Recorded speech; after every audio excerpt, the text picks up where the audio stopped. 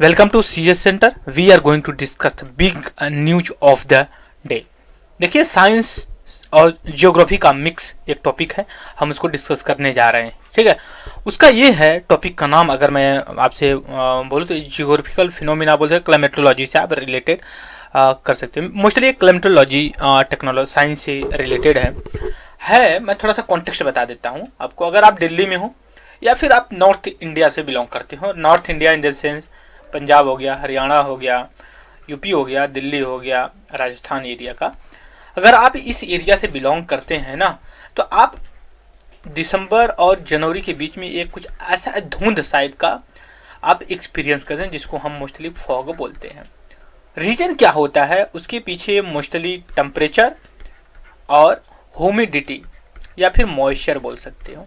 ये दो फैक्टर सबसे इम्पोर्टेंट काम करते हैं नॉर्थ इंडिया में इस तरह के फॉग बनने। तीसरी जो एक और भी बनता है ना, मतलब कि कॉन्टिनेंटलिटी। कॉन्टिनेंटलिटी का मतलब ये हो गया कि आप ओशन, ठीक है, ओशन वाटर से काफ़ी डिस्टेंस पे होते हो।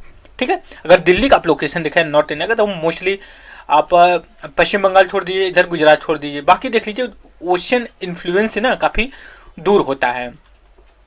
तो ये रीजन होता है। तो हम देखते हैं कि क्या रीजन होता है, कैसे ये जो है कि मोस्टली मेन रीजन तो मॉइस्चर टेम्परेचर ही होता है। और तीसरा जो मैं अपने हिसाब से जोड़ा हूँ वो जो है कि कॉन्टिनेंटलिटी है। मतलब कॉन्टिनेंटलिटी का मतलब ये है कि लैंड के अंदर है, उससे water body, ocean water body से कोई संपर्क नहीं। आप छोटी मोटी वाटर बॉडी से आप कनेक्ट मत करिएगा। क्यों क्यों कॉन्टिनेंटलिटी का मतलब ये हो जाता है कि होता क्या है कि वाटर बॉडी लेट से गर्म होती है और ज़्यादा टाइम लेती है कूलिंग होने के लिए, लेकिन लैंड का ऐसा होता है कि तुरंत कुछ ही समय में वो बहुत हीट हो जाती है, कुछ ही समय में जो है कि वो ठंडी हो जाती है। सॉरी। तो अब यहाँ पे देखते हैं हुआ क्या है कि पिछले कुछ सप्ताह में कि डेंस फॉग देखने को मिला है वेस्टर्न, नॉर्थ वेस्टर्न इंडिया, जैसे देखा दिल्ली, पंजाब, हरियाणा, उत्तर प्रदेश, राजस्थान में। तो स्पेशली फॉग एपिसोड देखते हैं कि completely warm beginning of the winter. ठीक है। दूसरी चीज़ है ये अकर द इंडो गंजेटिक लीटर। आप सभी को इंडो गंजेटिक जो रीजन है आपका, मैं इसमें मैथ तो नहीं लिया हूँ ना, तो मैं आपको इंडो गंजेटिक रीजन में एक सेकंड आप थोड़ा सा मैं पॉज करता हूँ, वेट।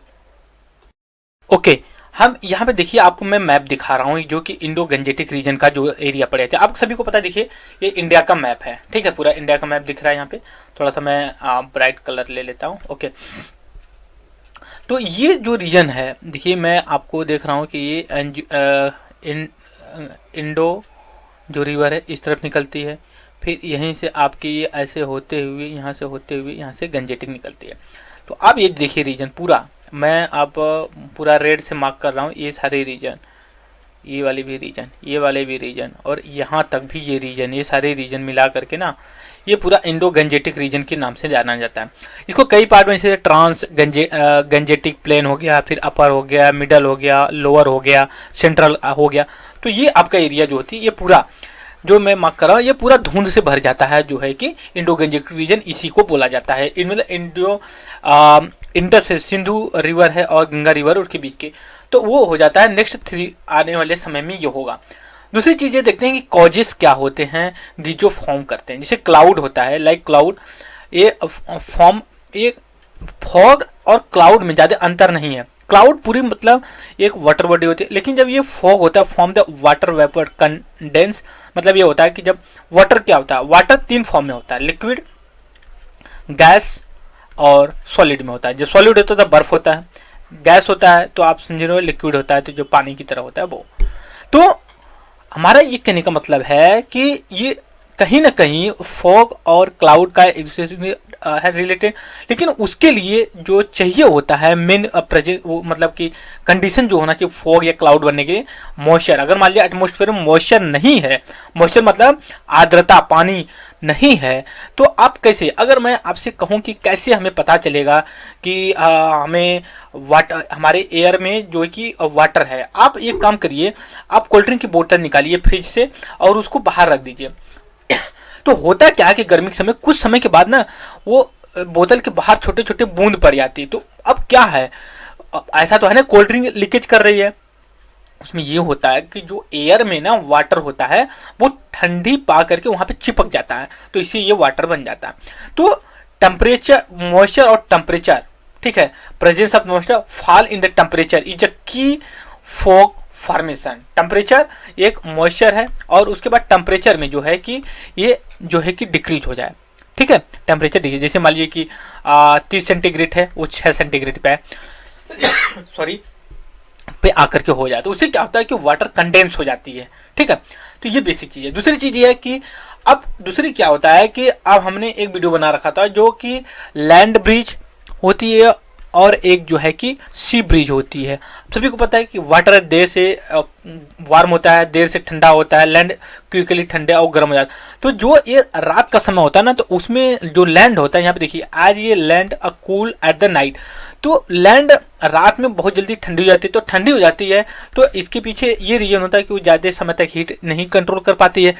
दूसरी चीज़ है जो विंड्स होती है ना, वो हमेशा जो कि हाई प्रेशर से लो प्रेशर की तरफ जाती है। अब क्या होता है कि यहाँ पे लो प्रेशर बन जाएगा, कहाँ पे, लैंड पे, ठीक है, सॉरी हाई प्रेशर बन जाएगा क्योंकि वाटर पे। तो ये कूल होने की वजह से टेम्परेचर मतलब गिर गया, टेम्परेचर गिर गया तभी तो बना। तो इस वजह से सरफेस कूल हो जाता है और जो मॉइस्चर कंडेंस होकर के जब फॉग को बना लेती है। बिगन अब form an early hour the when the temperature the lowest होता है। दूसरी चीज है तो फॉग जो कि क्या करता है, हाई स्पैटल वेरिएबिलिटी हो सकती है, ठीक है, मतलब ये ज़्यादा स्पैटल वेरिएबिलिटी हो जाती है वो, क्योंकि देखिए होता है क्या कि जब हमें डिफरेंसेस ऑफ द टेम्परेचर का मिलता है तो वो टेम्परेचर हमें को पता है कि फॉग बनने के लिए पीछे टेम्परेचर बहुत जरूरी होता है। दूसरा ये इसकी इंटेंसिटी जो होती है ना, वो डिपेंड किस पे करती है, ये देखिए फॉग कैसे बनेगा, कितना होगा, तो उसके लिए तो एक वाटर होना चाहिए, मॉइस्चर और टेम्परेचर होना। उसके अलावा जैसे मान लो वाटर टेम्परेचर दोनों है, गिरा हुआ है, बट अगर विंड्स बहुत तेज चले तो वो तो बहा के लेके चली जाएगी ना, मतलब उसको कहीं और लेके चली जाएगी। तो इसलिए ह्यूमिडिटी, विंड्स और टेम्परेचर, ये चार चीज। और एक मैंने भी जोड़ा कॉन्टिनेंटलिटी का भी मतलब होना चाहिए, इन्होंने मेंशन नहीं किया है, बट ड्यू टू माई मतलब optional subject of the geography, that's why I would like to mention one more thing in this line, like continentality, ठीक है। अगर मान लीजिए अगर यही है, मॉइस्चर और टेम्परेचर का ही है, तब तो भाई बनना भी चाहिए ना। दूसरी चीज है कि कॉन्टिनेंटलिटी, लैटिट्यूडनल, ये सब भी चीजें होनी चाहिए। अब हाँ एक चीज और भी जोड़ जाओ, इसमें लैटिट्यूडनलिटी भी होती है, ठीक है। दूसरी चीज है आपको कॉन्टिनेंटलिटी भी होती है, लैटिट्यूडनल मतलब कि कौन सी डिग्री पे, 0 डिग्री पे, 23 डिग्री नॉर्थ साउथ ईस्ट पे, ये चीजें होती है। नेक्स्ट है इसी पे देखिए वही सारी चीजें इसमें दिया गया है, जैसे कि कौन सी डेट को कितना टेम्परेचर फॉल हो गया।